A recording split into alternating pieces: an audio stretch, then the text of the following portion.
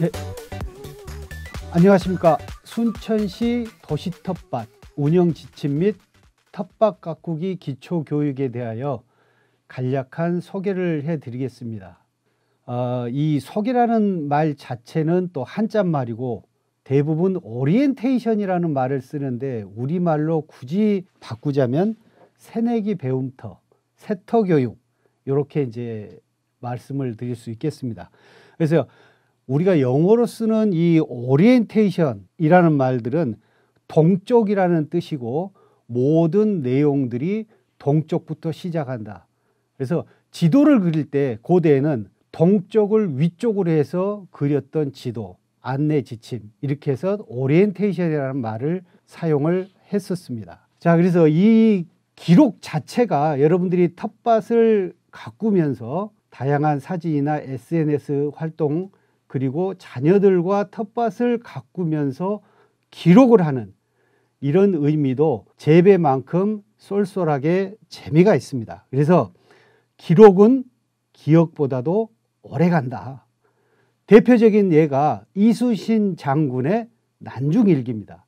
이 난중일기가 만들어질 수 있었던 것은 보이지 않는 한 병사의 기록입니다.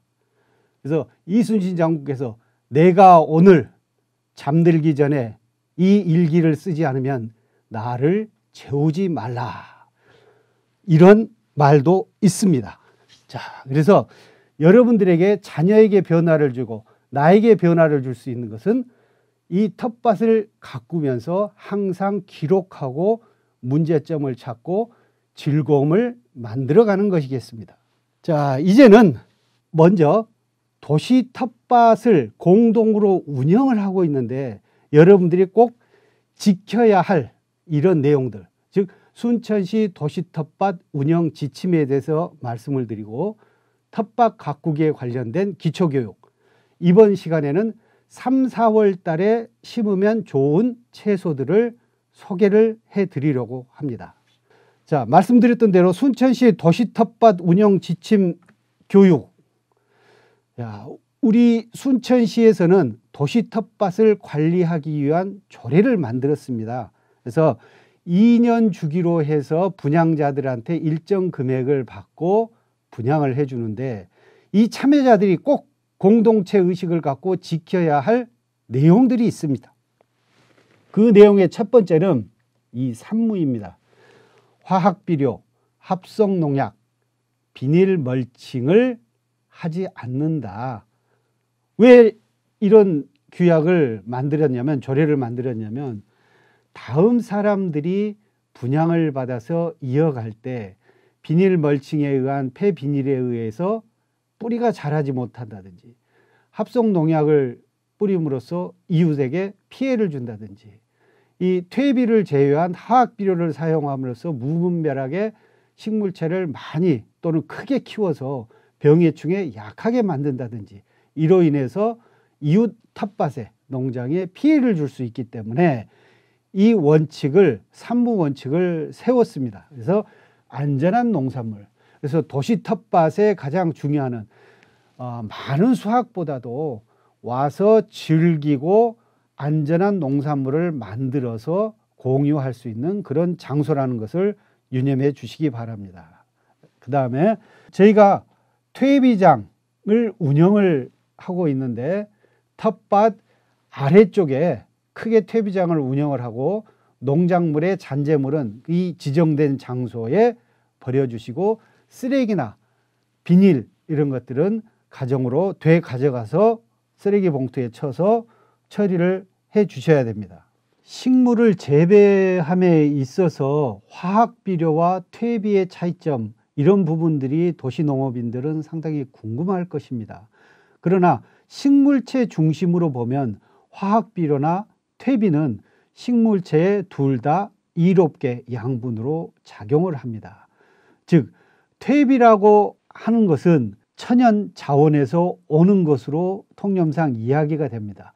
자, 예를 들어서 볏짚이라든지 식물체가 썩어서 또는 열매가 썩어서 자연스럽게 분해 과정을 통해서 토양에 혼합이 되어서 식물체가 생산했던 잔존물들, 낙엽부터 시작해서 열매까지, 또 식물체가 죽은 또는 여러 가지 풀들, 이런 그 양분을 가진 것들이 토양과 섞여서 미생물의 작용으로 만들어진 영양가 있는 양분, 이런 것들을 우리가 뭐 퇴비라고 한다면, 화학 비료는 천연에서 오는 퇴비의 양분들이 너무 작고 어렵게 얻어지기 때문에 대단히 면적에서 재배를 할 때는 퇴비만 가지고 식물체를 온전하게 길러내기가 어렵습니다. 그래서 독일의 화학자인 하버 보시라는 분이 우리 대기 중에 있는 70% 이상이 질소입니다. 이 질소는 사람이 활용을 못하고 숨을 쉴 때 들어와서 바로 나가버립니다.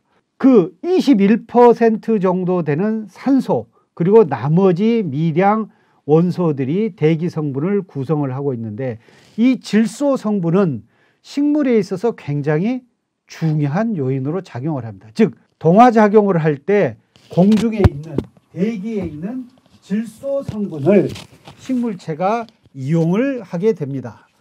자, 그래서 공중에 있는 질소를 화학적 공정 작업을 통해서 비료로 만들어냅니다. 다시 말하면 천연 식물에서 잎에서 나온 질소 성분을 공중에 있는 질소 성분으로 대신해서 만들어낸 게 이 화학 비료의 시초입니다.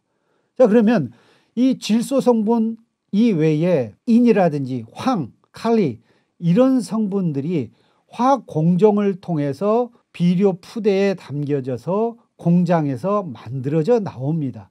이런 것들이 시판되는 화학 비료입니다. 자, 이런 비료를 계속해서 쓰게 되면 처음에는 토양에 굉장히 이롭게 또는 작물에 이로운 양분을 공급해 주는 것 같이 보이지만, 후기로 갈수록 토양이 황폐해지고 토양에 비료 성분이, 즉 식물체가 활용하지 못한 비료 성분이 남아 있어서 오히려 식물을 재배하는데 방해가 됩니다. 자, 그러면 화학 비료는 여러분들이 알듯이 농협이라든지 농약방이라든지 비료 전문점에서 공장에서 만들어진 화학적인 공정을 거쳐서 열과 압력의 조화를 거쳐서 만들어진 비료들을 화학 비료라고 하고, 이 화학 비료는 저희 순천시 농업기술센터에서 분양하는 도시 텃밭에서는 사용을 하시면 안 됩니다. 그래서 퇴비라든지 유기질 비료로 해서, 유기질 퇴비로 해서 만들어진 비료들이 많이 있습니다. 이런 비료들, 특히 유기농 인증을 받은 퇴비나 비료 등을 사용을 해서 농사를 지으셔야 된다. 이 점을 강조드립니다.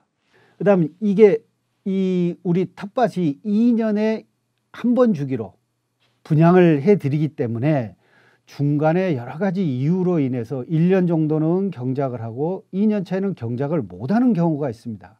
그러면 그 장소가 방치가 되거나 농작물이 난무하거나 또는 병해충에 또 온상이 될 수 있기 때문에 부득이한 경우 참여자는 운영자에게 경작 포기 사실을 반드시 알려주셔야 공동체 땅을 관리하는데 아주 기초적이고 여러분들이 지켜야 할 그런 내용들입니다.